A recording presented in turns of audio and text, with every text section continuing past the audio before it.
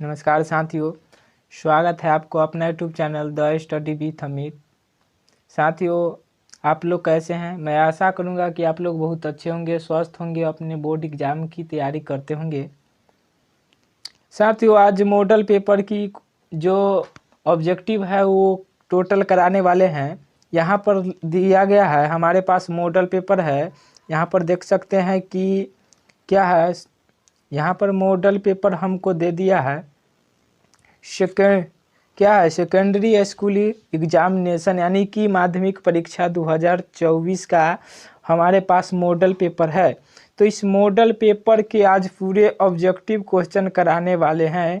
तो इस वीडियो के अंत तक आप लोग बने रहें और वीडियो अच्छा लगे तो प्लीज़ वीडियो के कर दीजिएगा लाइक, और चैनल पर पहली बार होंगे तो चैनल को कर लीजिएगा सब्सक्राइब, ताकि इस तरह के और जो जितना भी मॉडल सेट बनेगा उसका आप लोग का वीडियो ज़रूर पहुंच जाए। ठीक है, तो चलिए मैं ज़्यादा बात न करते हुए वीडियो की तरफ बढ़ते हैं। बोला है, पहला क्वेश्चन बोला है कि गोलीय दर्पण के परावर्तन पृष्ठ की वृत्ताकार सीमा रेखा का व्यास कहलाता है। तो ऑप्शन ए में है प्रधान अक्ष, ऑप्शन बी में है मुख्य फोकस, और सी में है वक्रता त्रिज्या, और डी में है गोलीय दर्पण द्वारा। तो इसका जो बिल्कुल करेक्ट आंसर यानी कि ऑप्शन डी क्या है, इसका बिल्कुल करेक्ट आंसर है। ऑप्शन डी को क्या करेंगे, टिक करेंगे, यानी कि गोलीय दर्पण द्वारा क्या होता है, तो इसका सीमा व्यास कहलाता है। ठीक ना, गोलीय दर्पण द्वारा क्या कहलाता है, गोलीय दर्पण द्वारा। चलिए क्वेश्चन नंबर 2 बोला है कि निम्न में से किस दर्पण की फोकस दूरी धनात्मक होती है। ऑप्शन ए में है उत्तल दर्पण, बी में है अवतल दर्पण, और सी में है समतल दर्पण, और डी में है इनमें से कोई नहीं। तो इसका जो बिल्कुल करेक्ट आंसर हो जाएगा यानी कि ऑप्शन नंबर क्या है, बी। ऑप्शन नंबर बी क्या है, इसका बिल्कुल करेक्ट आंसर यानी अवतल दर्पण। क्या है, अवतल दर्पण की क्या होता है, फोकस दूरी धनात्मक होती है। ठीक ना, चलिए आगे बढ़ते हैं। क्वेश्चन नंबर 3 बोला है कि किस वर्ण रंग का तरंग दैर्ध्य सबसे बड़ा होता है या सबसे ज़्यादा होता है। इस तरह से भी क्वेश्चन आपको पूछ सकता है। तो इसका बिल्कुल करेक्ट आंसर यानी लाल, ऑप्शन ए को क्या करेंगे, टिक कर लेंगे, यानी ऑप्शन नंबर ए क्या है, इसका बिल्कुल करेक्ट आंसर है। चलिए फिर क्वेश्चन नंबर 4 की तरफ बढ़ते हैं। कहता है किसी वस्तु का प्रतिबिंब आँख के किस भाग पर पड़ता है। तो साथियों बता दें कि किसी वस्तु का जो प्रतिबिंब है वो रेटिना पर बनता है। कौन चीज़ पर, रेटिना पर बनता है, यानी ऑप्शन नंबर ए क्या है, इसका बिल्कुल करेक्ट आंसर है। आप लोग ऑप्शन नंबर ए को टिक करना ना भूलेंगे। ठीक, क्वेश्चन नंबर 5 की तरफ बोला है कि निम्नलिखित में से किस माध्यम में प्रकाश की चाल सबसे अधिक होती है, यानी प्रकाश की चाल पूछ रहा है। तो प्रकाश की चाल बच्चों जानते हैं कि किस चीज़ में होता है, तो निर्वात में सबसे ज़्यादा क्या होता है, प्रकाश की चाल होता है। ठीक ना, तो चलिए फिर आगे बढ़ते हैं। क्वेश्चन नंबर 6 बोला है कि दूर दृष्टि वाला नेत्र साफ साफ देख सकता है। जिसको दूर दृष्टि हो रहेगा वो, यानी कि नेत्र मतलब क्या है, आंखें, नयन से साफ साफ देख सकता है। तो किस चीज़ को देख सकता है, तो इसका जो बिल्कुल करेक्ट है यानी ऑप्शन नंबर बी, यानी दूर की वस्तु को। किसको, दूर की वस्तु को। ठीक है, चलिए फिर आगे बढ़ते हैं। क्वेश्चन नंबर 7 बोला है कि एक अभिसारी किरण पुंज समतल दर्पण पर आपतित होती है, परावर्तित किरण पुंज होगा। तो क्या होगा, तो इसका जो बिल्कुल करेक्ट आंसर है यानी ऑप्शन नंबर ए अभिसारी। क्या है, अभिसारी। ऑप्शन नंबर ए क्या है, इसका बिल्कुल करेक्ट आंसर है। ऑप्शन नंबर ए को क्या करेंगे आप लोग, टिक कर लेंगे। ठीक है, चलिए फिर बोल रहा है क्वेश्चन नंबर 8, यदि एक प्रिज्म से एक वर्णीय किरण गुजरे तो इनका क्या नहीं होगा। तो क्या नहीं होगा, तो इसका जो बिल्कुल करेक्ट आंसर हो जाएगा यानी ऑप्शन नंबर सी, यानी वर्ण विक्षेपण। क्या होता है, वर्ण विक्षेपण। यानी कि जो अगर किरण गुजरेगा तो क्या होगा, इनमें वर्ण विक्षेपण यानी कि तरह तरह के रंग क्या है, नहीं बनेगा। ठीक है, चलिए फिर आगे बढ़ते हैं। क्वेश्चन नंबर 9 बोल रहा है कि वायु में कांच के उत्तल लेंस की वायु में शक्ति होती है। क्वेश्चन के समझेंगे कि वायु में कांच के उत्तल लेंस की वायु में शक्ति क्या होती है, तो कौन चीज़ हो जाएगा, तो ऑप्शन ए में बोला है ऋणात्मक, बी में धनात्मक, और सी में अनंत, और डी में इनमें से कोई नहीं। तो इसका बिल्कुल करेक्ट आंसर यानी धनात्मक क्या हो जाएगा, धनात्मक शक्ति हो जाएगा, बढ़ जाएगा ना, धनात्मक यानी बढ़ जाएगा। यहाँ पर ध्यान देंगे। क्वेश्चन नंबर 10 बोला है कि जल की एक गोलीय बूंद में व्यास के अनुदिश आपतित किरण का कितनी बार अपवर्तन होगा। तो कितनी बार जल की एक गोलीय बूंद में व्यास के अनुदिश आपतित किरण का कितनी बार अपवर्तन होगा। ऑप्शन ए में है 1, ऑप्शन बी में है 2 और ऑप्शन सी में है 3 और ऑप्शन डी में है 4। तो इसका जो बिल्कुल करेक्ट आंसर ये हो जाएगा, यानी ऑप्शन नंबर डी क्या है, 4। ऑप्शन नंबर डी को क्या करेंगे, टिक कर लेंगे। ठीक है, फिर आगे बढ़ते हैं कि स्विच लगाया जाता है। स्विच जो लगाया जाता है किस तार में लगाया जाता है बाबू। तो तार पूछ रहा है कि कौन तार हो सकता है, भू योजित तार में या ठंडे तार में, गर्म तार में, इनमें से सभी। तो कौन चीज़ हो जाएगा इसका बिल्कुल करेक्ट आंसर, यानी ऑप्शन नंबर सी क्या है, गर्म तार में क्या करते हैं हम लोग, स्विच लगाते हैं। सॉरी, क्या है, गर्म तार में हम लोग क्या करते हैं, स्विच लगाते हैं ना। चलिए फटाफट वीडियो के लाइक कर लीजिए, अभी तक लाइक नहीं किए हैं तो। चलिए फिर बोल रहा है क्वेश्चन नंबर 12 कि जूल प्रति कूलम कहलाता है। जूल प्रति कूलम कहलाता है तो क्या कहलाता है। ऑप्शन ए में बोला है वाट, ऑप्शन बी में बोला है एम्पियर और ऑप्शन सी में बोला है ओम और ऑप्शन डी में वोल्ट। तो इसका जो बिल्कुल करेक्ट आंसर हो जाएगा, यानी ऑप्शन नंबर डी क्या कहलाता है, वोल्ट कहलाता है। जूल प्रति कूलम क्या कहलाता है, याद रख लेंगे, क्या कहलाता है, वोल्ट कहलाता है। क्या कहलाता है, वोल्ट कहलाता है, याद रखेंगे, ठीक ना, एकदम भूलना नहीं है। बोर्ड में क्या करना है, जब तक क्या कहता है, जब तक तोड़ेंगे नहीं तब तक क्या करेंगे, छोड़ेंगे नहीं। क्या करना है, छोड़ना नहीं है। क्या करना है, छोड़ना नहीं है, तोड़ना है। बोर्ड में एकदम कलम को क्या करना है, तोड़ तोड़ के लिख देना है ना।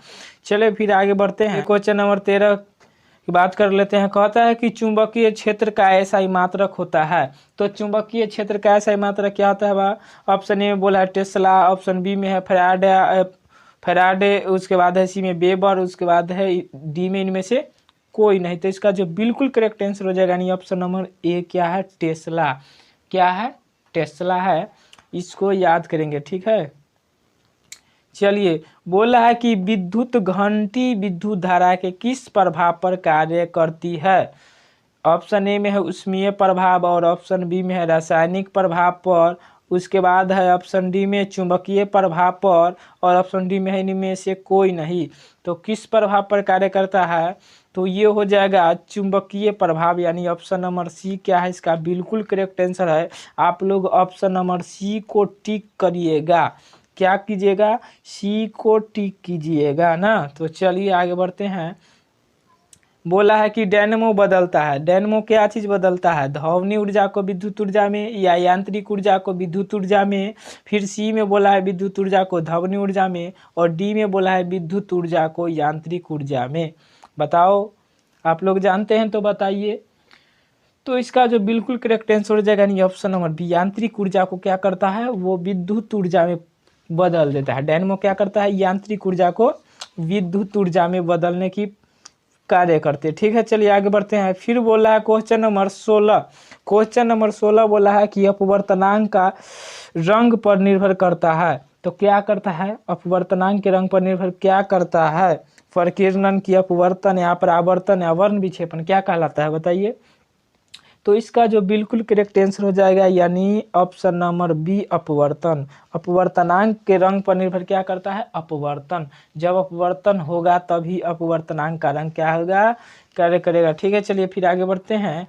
क्वेश्चन नंबर 17 बोला है एक मोटर कार के पक्षदर्शी दर्पण में बना प्रतिबिंब होता है। यानी मोटर कार के जो पक्षदर्शी जो दर्पण होता है उसमें प्रतिबिंब होता है, कैसा होता है बताइए। तो इसका जो बिल्कुल करेक्ट हो जाएगा, यानी ऑप्शन नंबर ए क्या है, वस्तु से छोटा। यानी कोई भी वस्तु से क्या होता है, छोटा प्रतिबिंब बनता है। ठीक है, चलिए आगे बढ़ते हैं। बोला है एक विद्युत सेल से धारा प्राप्त करने पर इसके सिरों के बीच विभवांतर का मान होता है। क्या होता है, विद्युत वाहक बल से अधिक, विद्युत वाहक बल से दुगुना या विद्युत वाहक बल से कम या इनमें से कोई नहीं। तो इसका जो बिल्कुल करेक्ट आंसर हो जाएगा ऑप्शन नंबर सी, विद्युत वाहक बल से कम। क्या होता है, विद्युत वाहक बल से कम होता है। ठीक है, चलिए क्वेश्चन नंबर 19 बोला है कि एक अवतल दर्पण के ध्रुव एवं फोकस के ठीक मध्य स्थित बीम के लिए आवर्धन होता है। आवर्धन क्या होता है, तो आवर्धन पूछ रहा है, तो आवर्धन अवतल दर्पण ध्रुव की फोकस दूरी के ठीक मध्य स्थित बीम के लिए आवर्धन होगा। तो इसके लिए पूछ रहा है, तो इसका जो बिल्कुल करेक्ट आंसर हो जाएगा यानी ऑप्शन नंबर बी क्या है, यानी कि कितना हो जाएगा, 2 हो जाएगा। कितना हो जाएगा, 2 हो जाएगा। ठीक ना, चलिए आगे बढ़ते हैं। बोला है कि जीवाश्म ईंधन के जलने से किन के ऑक्साइड उत्पन्न होता है। जब जीवाश्म ईंधन जलना यानी कि क्या होता है, जलना मतलब क्या होता है, दहन होता है, तो किन ऑक्साइड उत्पन्न होता है, सल्फर, कार्बन डाइऑक्साइड, नाइट्रोजन और डी में इनमें से सभी।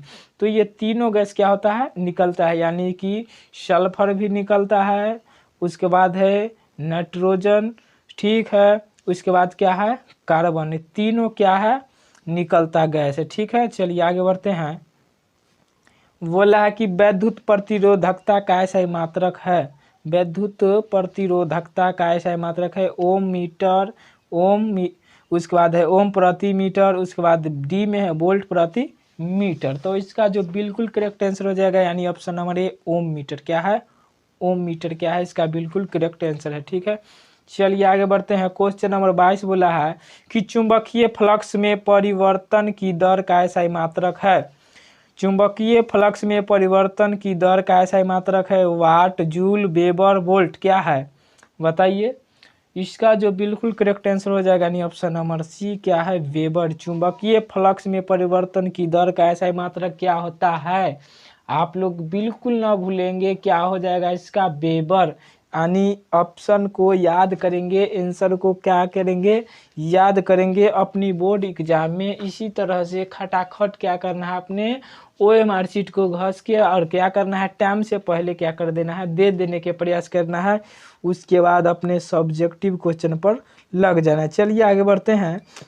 कहता है समांग माध्यम से प्रकाश गमन करता है। समांग माध्यम से प्रकाश गमन करता है, तो इसका जो बिल्कुल करेक्ट आंसर है यानी ऑप्शन नंबर डी क्या है, इसका बिल्कुल करेक्ट आंसर है ऑप्शन नंबर डी को क्या करेंगे, टिक कर लेंगे। चलिए आगे बढ़ते हैं। बोला है कि यदि एक प्रिज्म से एक वर्णीय किरण गुजरे तो इनका नहीं होगा, तो क्या नहीं होगा, तो इसका जो बिल्कुल करेक्ट आंसर होगा इनमें से देखो, वर्ण विक्षेपण तो नहीं होगा, विचलन नहीं होगा, अपवर्तन नहीं होगा, तो इनमें से कोई नहीं होगा। ठीक है, चलिए इसको हम समझ लेते हैं थोड़ा चित्र के माध्यम से। जैसे देखिए एक प्रिज्म बना लेते हैं, ठीक है, एक प्रिज्म बना लेते हैं, फिर कहता है एक वर्णीय क्या गुजारता है, यहाँ पर एक किरण गुजारे, यहाँ तक आया किरण, उसके बाद यहाँ से क्या हुआ, इधर की तरह मुड़ गया। ठीक है, तो इसका जो यहाँ तो वर्ण विषय मतलब तरह तरह के कलर नहीं बनेगा, विचलन भी नहीं होगा और अपवर्तन भी नहीं होगा, तो इसका जो बिल्कुल करेक्ट आंसर हो जाएगा यानी ऑप्शन नंबर डी, इनमें से कोई नहीं। ठीक है, चलिए आगे बढ़ते हैं। बोला कि प्रत्येक इलेक्ट्रॉन पर ऋणात्मक आवेश होता है। प्रत्येक इलेक्ट्रॉन पर ऋणात्मक आवेश होता है 1.6 × 10⁻20 कूलम और 1.6 × 10⁻−18 कूलम। उसके बाद है 1.6 × 10⁻19 कूलम। उसके बाद है 1.6 × 10⁻−17 कूलम। तो इसका बिल्कुल करेक्ट आंसर हो जाएगा यानी ऑप्शन नंबर सी क्या है, ऑप्शन नंबर सी इसका बिल्कुल करेक्ट आंसर है। आप लोग ऑप्शन नंबर सी को क्या करेंगे, टिक कर लेंगे। ठीक है, चलिए आगे बढ़ते हैं।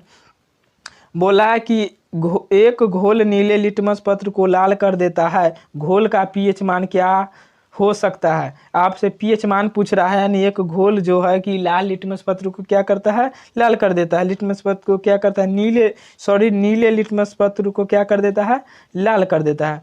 तो इसका जो पीएच मान क्या होगा वो पूछ रहा है, घोल का पीएच मान पूछ रहा है। तो इसका जो बिल्कुल करेक्ट आंसर हो जाएगा यानी ऑप्शन नंबर सी यानी 7।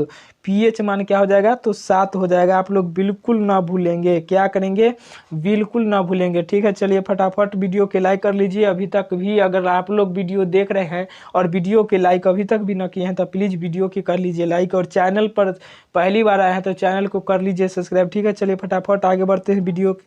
बोला कि लोहे की परमाणु संख्या है। अब लोहा के परमाणु एकदम इजी क्वेश्चन पूछ दिया है, लोहे के परमाणु संख्या। तो लोहे के परमाणु संख्या देखेंगे, ऑप्शन ए में बोला है 23, ऑप्शन बी में बोला है 26 और ऑप्शन सी में बोला है 25, ऑप्शन डी में बोला है 24। तो इसका जो बिल्कुल करेक्ट आंसर हो जाएगा यानी कि ऑप्शन नंबर इसका जो बिल्कुल करेक्ट आंसर हो जाएगा यानी ऑप्शन नंबर क्या हो जाएगा, ऑप्शन नंबर क्या हो जाएगा, तो ये हो जाएगा 26 क्या है यानी ऑप्शन नंबर बी क्या है, इसका बिल्कुल करेक्ट आंसर यानी 26 क्या है, लोहा का जो परमाणु संख्या होता है क्या होता है, तो 26 होता है। परमाणु संख्या क्या होता है, लोहे का परमाणु संख्या 26 होता है, बिल्कुल ना भूलेंगे, ठीक है। चलिए आगे बढ़ते हैं। बोला है कि सल्फर परमाणु की बाह्यतम कक्षा में इलेक्ट्रॉनों की संख्या कितनी होती है, यानी ऑप्शन नंबर सी यानी कि 7। सल्फर की बाह्यतम कक्षा में इलेक्ट्रॉनों की संख्या कितनी होती है, तो 7 हो जाती है, ठीक है। चलिए आगे बढ़ते हैं। बोला है कि एल्युमिनियम पर मोटी ऑक्साइड की परत बनाने की प्रक्रिया कहलाती है, तो जास्तीकरण, एनोडीकरण, समृद्धिकरण, इनमें से कोई नहीं। क्या होगा, तो एनोडीकरण हो जाएगा, यानी कि एल्युमिनियम पर मोटी ऑक्साइड की परत बनने की प्रक्रिया को क्या कहते हैं, योनोडीकरण कहते हैं। इसका बिल्कुल आंसर ना भूलेंगे, आप लोग इसको याद कर ही लेंगे, क्या करना है, याद कर ही लेना है, योनोडीकरण, ठीक है। चलिए आगे बढ़ते हैं। बोला है कि कौन सा कार्बन यौगिक सबसे अधिक अभिक्रियाशील है, अभिक्रियाशील पूछ रहा है, तो क्या हो जाएगा, तो इसका जो बिल्कुल करेक्ट आंसर हो जाएगा option number C. Option number C में है C2H4, C2H4। तो क्या हो जाएगा, इथेन का क्या है, इथेन, इसको क्या बोलते हैं, इथेन। इथेन का सूत्र होता है कौन चीज़, इथेन का सूत्र क्या होता है, C2H4, यानी कि ये इथेन का क्या है, संरचना सूत्र है, संरचना तो अलग तरह से बनता है, ठीक है। चलिए आगे बढ़ते हैं। बोल रहा है कि विरंजक चूर्ण का रासायनिक सूत्र है, बताइए विरंजक चूर्ण का रासायनिक सूत्र क्या है। ऑप्शन ए में बोला है Ca*OH2, फिर बोला CaCO3, हम ये डायरेक्ट सी पे पहुंच गए, बी के बाद नहीं। यहाँ पर बी में बोला है CaOCl2, फिर सी में बोला है CaCO3, फिर डी में बोला है Ca*HCO3/2। तो इसका जो बिल्कुल करेक्ट आंसर यानी ऑप्शन नंबर बी इसका क्या है, CaOCl2 क्या है, विरंजक चूर्ण का सूत्र है, विरंजक चूर्ण, ठीक है। चलिए आगे बढ़ते हैं।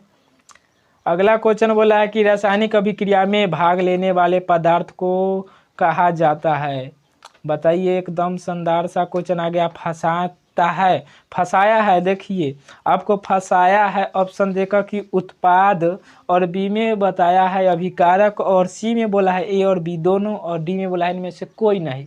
देखिए आपको फंसाने की प्रयास किया है, आपको लगता होगा कि ये इसका बिल्कुल करेक्ट आंसर होगा, यानी कि उत्पाद भी हो जाएगा, अभिकारक भी हो जाएगा, तो बिल्कुल ये क्या है, गलत बात है। यानी इसका जो सही जवाब हो जाएगा यानी ऑप्शन नंबर बी क्या है, अभिकारक। रासायनिक अभिक्रिया में भाग लेने वाले पदार्थ को कहा जाता है, क्या कहा जाता है, अभिकारक कहा जाता है। जब आगे बढ़ते हैं। बोल रहा है कि टूथपेस्ट होता है, देखिए टूथपेस्ट क्या होता है, ऑप्शन में बोला है क्षारीय, बी में बोला है अम्लीय, और सी में बोला है उदासीनीय, और डी में बोला है इनमें से सभी।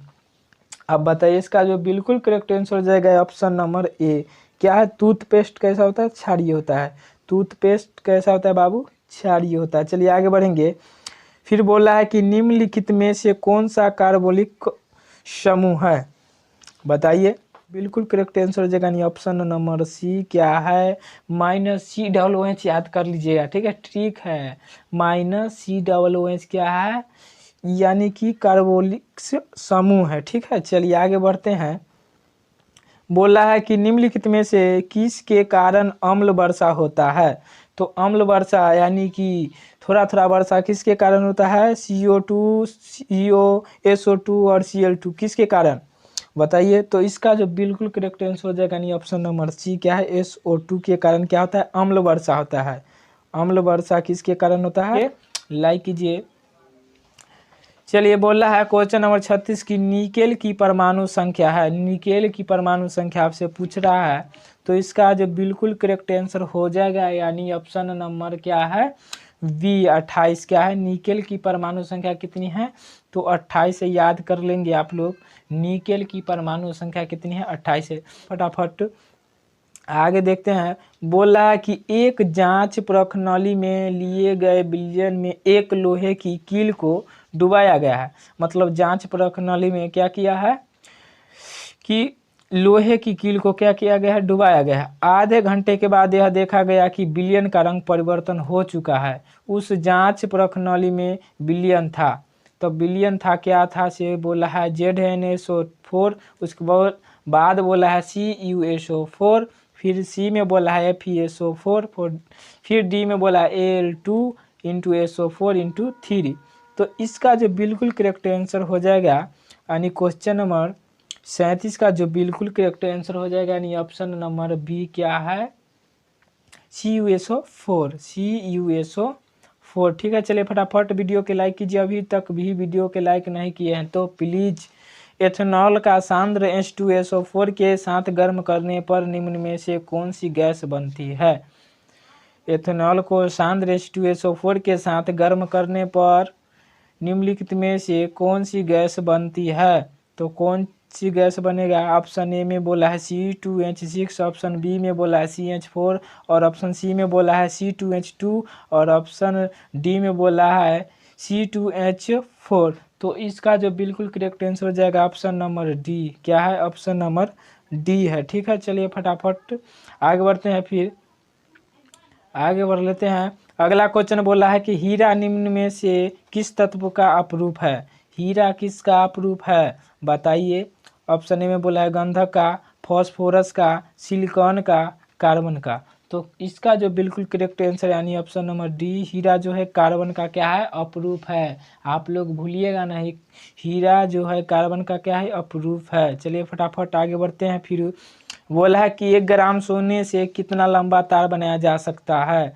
तो कितना लंबा तार बनाया जा सकता है, तो ऑप्शन ए में बोला है 2 मीटर, बी में बोला है 5 मीटर, और सी में बोला है 0.5 किलोमीटर, और फिर डी में बोला है 2 किलोमीटर। तो इसका जो बिल्कुल करेक्ट हो जाएगा ऑप्शन नंबर डी यानी 40।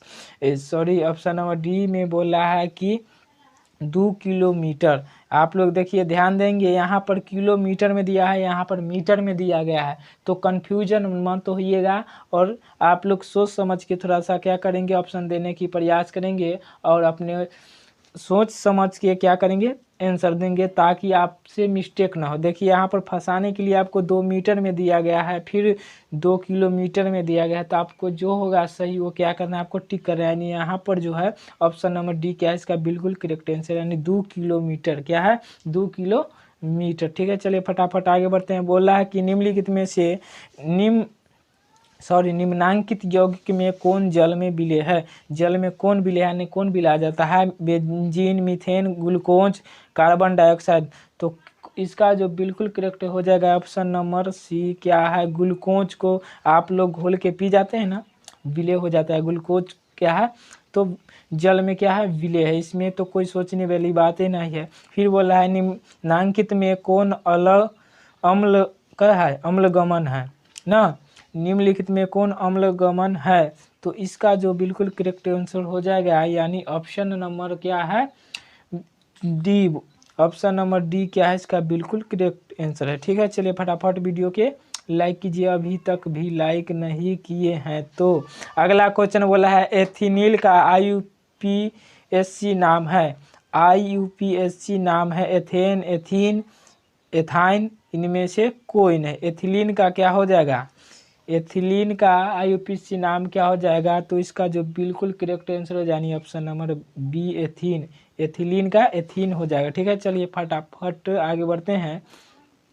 बोला कि ब्यूटेनोन का अणुसूत्र C4H8O है। इसका क्रियाशील समूह है क्या है, एल्डिहाइड, उसके बाद है कीटोनिक, एल्कोहलिक, इनमें से कोई नहीं। तो इसका जो बिल्कुल करेक्ट आंसर है यानी ऑप्शन नंबर बी, कीटोनिक। क्या है, कीटोनिक। क्या है, कीटोनिक है। चलिए फटाफट आगे बढ़ते हैं। फिर बोला है 80 क्वेश्चन कराना है, इसीलिए हम ज़्यादा ऑप्शन नहीं पढ़ेंगे और फटाफट क्या करेंगे आप लोग के ऑप्शन के साथ डायरेक्ट क्वेश्चन और आंसर कराते चलेंगे, क्योंकि उतना अगर सब ऑप्शन पर सोचा जाए तो लगता है कि कम से कम 1 से 1.5 घंटा लग ही जाएगा। इसलिए हम चाहते हैं कि कम बढ़ते हैं। बोल रहा है कि एल्काइन में 2 कार्बन परमाणु के बीच कितने सह संयोजक बंधन है। एल्काइन में 2 कार्बन परमाणु के बीच कितने सहसंयोजक बंधन है। ऑप्शन में है 2, ऑप्शन बी में है 3 और ऑप्शन सी में है 5 और ऑप्शन डी में है 7। तो इसका बिल्कुल करेक्ट आंसर यानी ऑप्शन नंबर डी 7। 7 गो क्या है सहसंयोजक बंधन है कार्बन परमाणु के बीच। जैसे कैसे रहता है, जैसे ये हो गया, ये हो गया, ये हो गया, ये हो गया, ये हो गया, इस तरह से क्या होता है, इस तरह से क्या होता है कार्बन परमाणु क्या होता है जुड़ा हुआ रहता है। ठीक है, चलिए आगे बढ़ते हैं। फिर बोला है कि सिनेवार किस धातु का अयस्क है। सिनेवार किस धातु का अयस्क है। Mg, Al, Fe, Hg। तो इसका जो बिल्कुल करेक्ट आंसर है यानी ऑप्शन नंबर डी क्या है, ऑप्शन नंबर डी क्या है, इसका बिल्कुल करेक्ट आंसर है यानी ऑप्शन नंबर डी क्या है Hg क्या है सिनेवार। चलिए फटाफट वीडियो को क्या करेंगे लाइक कर लेंगे। ठीक है, चलिए आगे बढ़ते हैं। अगला क्वेश्चन बोल रहा है कि सल्फाइड अयस्क का सांद्र निम्नलिखित में से किस विधि द्वारा होता है। सल्फाइड अयस्क का सांद्र निम्न में से किस विधि द्वारा होता है। ऑप्शन ए में है द्रवण विधि द्वारा, निस्थापन विधि द्वारा, हाथ से चून कर और फेन उत्प्लावन विधि द्वारा। तो इसका जो बिल्कुल करेक्ट आंसर हो जाएगा ऑप्शन नंबर डी क्या है फेन उत्प्लावन विधि द्वारा। फेन उत्प्लावन विधि द्वारा क्या होता है सल्फर डाई अयस्क का सांद्रण किया जाता है। ठीक है, चलिए आगे बढ़ते हैं। जल के वैद्युत अपघटन में कैथोड पर कौन सी गैस मुक्त होती है। हाइड्रोजन, ओजोन, ऑक्सीजन, इनमें से कोई नहीं। तो इसका जो बिल्कुल करेक्ट आंसर हो जाएगा यानी ऑप्शन नंबर ए क्या है हाइड्रोजन। ठीक है, चलिए आगे बोला है कि निम्नांकित में कौन सा तत्व सबसे अधिक अधात्विक गुण वाला है। तो इसका जो बिल्कुल करेक्ट आंसर हो जाएगा यानी ऑप्शन नंबर ए Cl क्लोरीन क्या है सबसे अधिक अधात्विक गुण वाला है। ठीक है, चलिए आगे बढ़ते हैं। क्वेश्चन नंबर 50 बोला है कि नीला थोथा तुतिया का रासायनिक सूत्र क्या है। Na2CO3 into 10 H2O। फिर बोला ऑप्शन बी में CuSO4 इंटू 5 H2O। फिर ऑप्शन सी में बोला है CaCO3 और डी में बोला है इनमें से कोई नहीं। तो इसका जो बिल्कुल करेक्ट हो जाएगा ऑप्शन नंबर डी इनमें से कोई नहीं, इनमें से कोई नहीं, इनमें दिया ही नहीं गया है। ठीक है, नीला तोता तुतिया का रासायनिक सूत्र क्या है इसमें नहीं दिया गया है। ठीक है, चलिए आगे बढ़ते हैं कि प्रदूषण मुक्त ऊर्जा स्रोत है। प्रदूषण मुक्त ऊर्जा स्रोत है तो कौन चीज़ है तो सौर ऊर्जा क्या है सौर ऊर्जा यानी सूर्य से जो ऊर्जा मिलता है वो क्या है प्रदूषण मुक्त ऊर्जा। ठीक है, चलिए आगे बढ़ते हैं। बोल रहा है कि निम्नांकित में किस हाइड्रोकार्बन में कार्बन परमाणु के बीच 3 क्या है अबंधन होता है। एक बार क्वेश्चन को क्या करेंगे समझने के प्रयास करेंगे। एक बार क्वेश्चन को क्या करेंगे आप लोग एक बार और क्वेश्चन को क्या करेंगे आप लोग देखने की प्रयास करेंगे। देखिए बोल रहा है कि निम्नांकित में किस हाइड्रोकार्बन में कार्बन परमाणु के बीच 3 बंधन होगा। तो इसको आप सोल्व कर भी सकते हैं। ठीक है, लेकिन इसका जो बिल्कुल करेक्ट आंसर हो जाएगा ये ऑप्शन नंबर सी क्या है इसका बिल्कुल करेक्ट आंसर हो जाएगा C2H6। इसमें क्या होगा कार्बन परमाणु के बीच 3 बंधन होगा। ठीक है, चलिए आगे बढ़ते हैं। बोल रहा है कि निम्नांकित में कौन सा यौगिक एरोमेटिक यौगिक है। Methane, propane, butane, benzene. बताइए। तो इसका जो बिल्कुल करेक्ट आंसर हो जाए ऑप्शन नंबर डी बेंजीन क्या है तो एरोमेटिक यौगिक है। क्या है एरोमेटिक यौगिक है। चलिए आगे बढ़ते हैं। बोला है कि उच्च वर्षीय अम्ल के सोडियम लवण कहलाता है यानी उच्च वर्षीय अम्ल के सोडियम लवण क्या कहलाता है। तो इसका जो बिल्कुल करेक्ट हो जाएगा ऑप्शन नंबर बी यानी साबुन। जो उच्च वार्षीय अम्ल जो होता है सोडियम उसको क्या कहते हैं साबुन कहते हैं। चलिए आगे बढ़ते हैं कि एक कक्षा में इलेक्ट्रॉनों की अधिकतम संख्या होती है तो कितना होता है इसका जो ऑप्शन ए में बोला है n2 फिर n2 के पावर 2 बटा 2 फिर 2n², फिर बोला है सॉरी इसका देखिए इसका ऑप्शन जो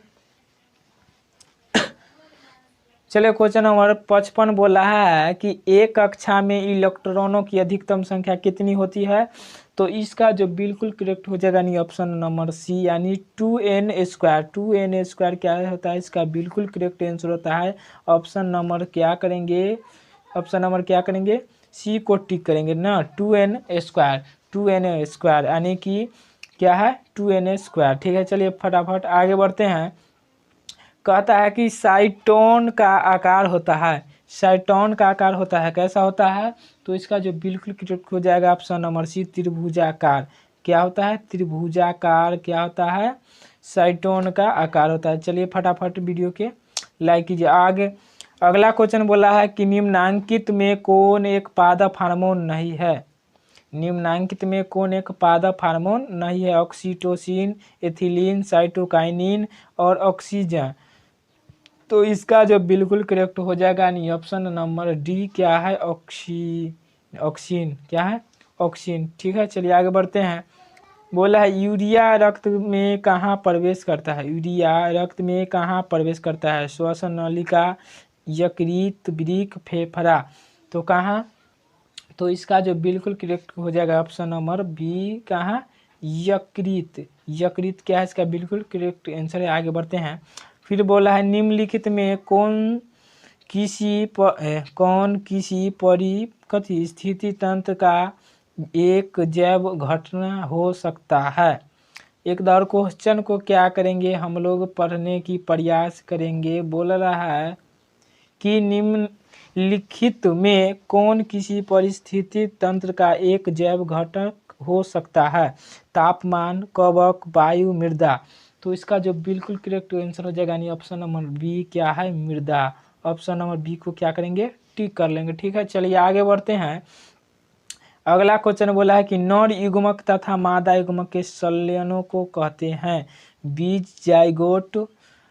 ऑप्शन सी में बोला है शुक्राणु और अंडाणु। देखिए अब हम इसको तो इस तरह ना बनाएंगे, हम पहले देखिए ये तो नहीं होगा, ये तो क्या है बिल्कुल गलत जवाब है, अंडाणु नहीं होगा, शुक्राणु नहीं होगा। अब देखिए बीज भी नहीं होगा, तो क्या हो जाएगा, जाइगोट होगा। क्या होगा, जाइगोट हो जाएगा। ठीक है यानी कि जाइगोट देखिए इस जाइगोट जो दिया गया है ये अंग्रेजी शब्द है। जाइगोट क्या है, अंग्रेजी शब्द है निषेचन का।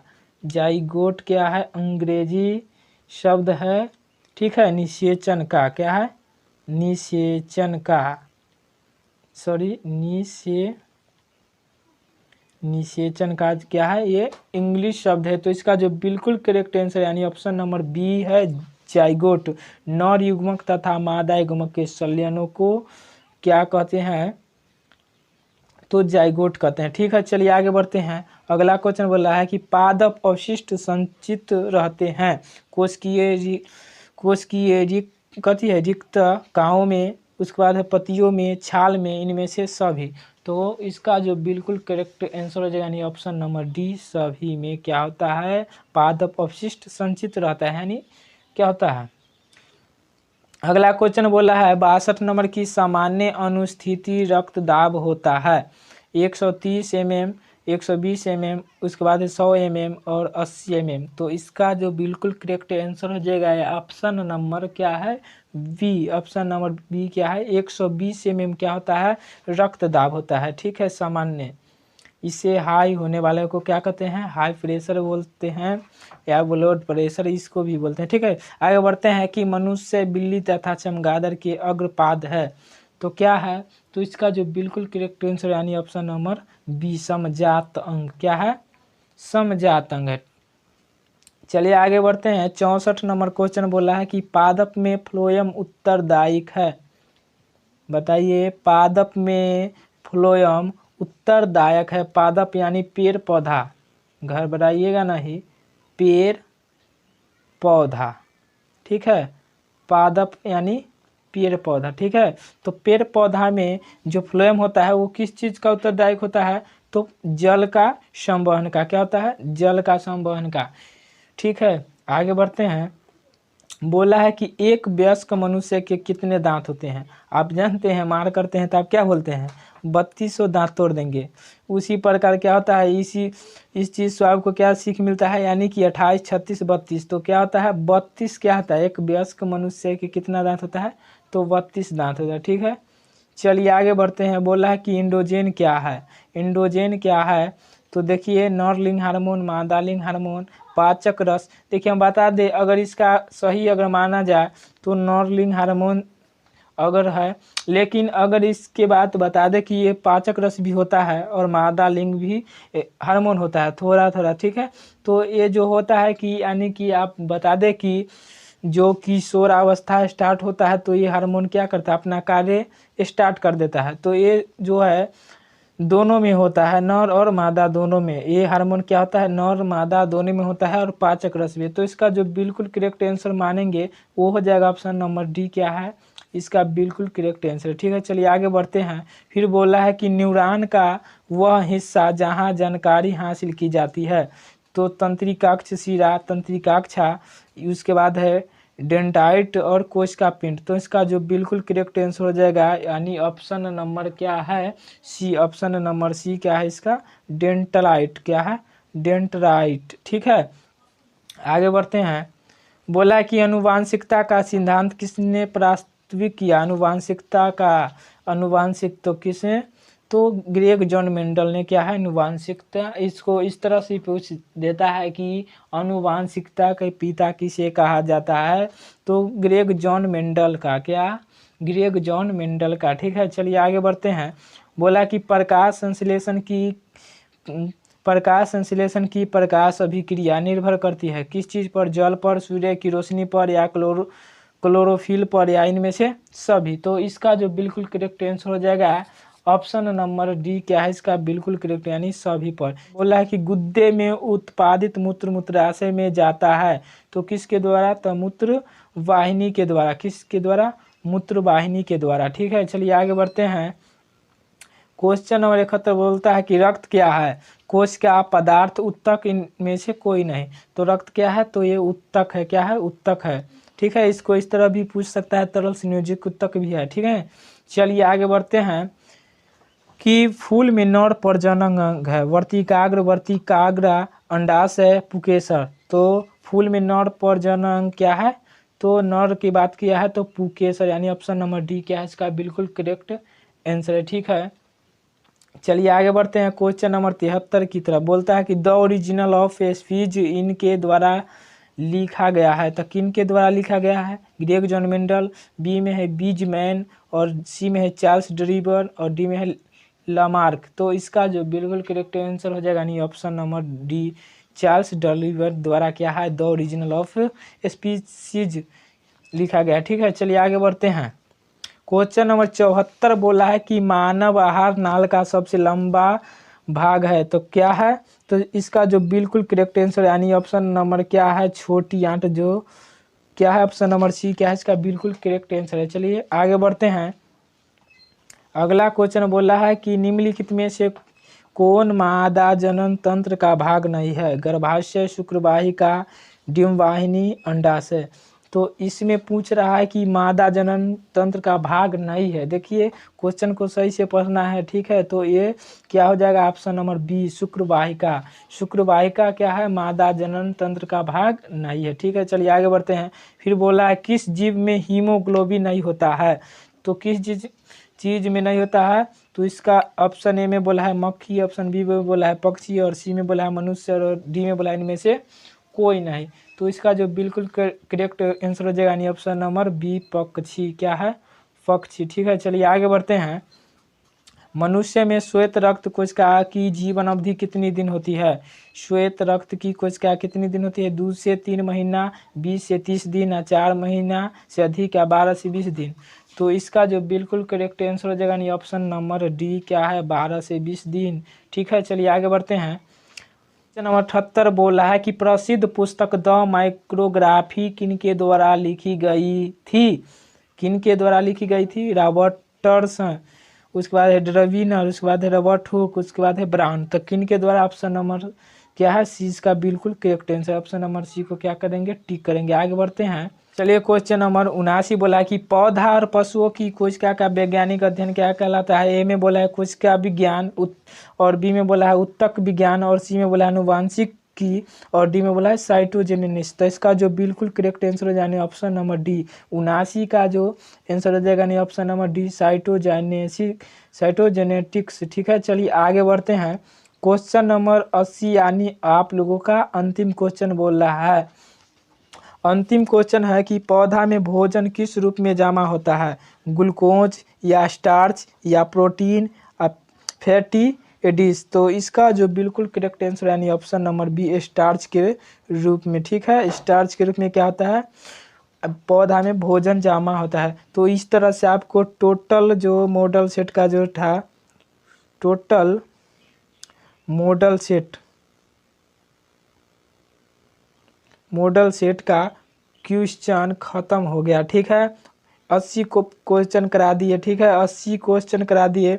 और अभी तक वीडियो देखे हैं और वीडियो अच्छा लगा है और वीडियो के लाइक नहीं किए हैं तो प्लीज़ वीडियो के कर लीजिए एक बार लाइक। ठीक है, और चैनल को सब्सक्राइब जरूर करें और पूरा वीडियो देखें। तो वीडियो के देखने के लिए धन्यवाद।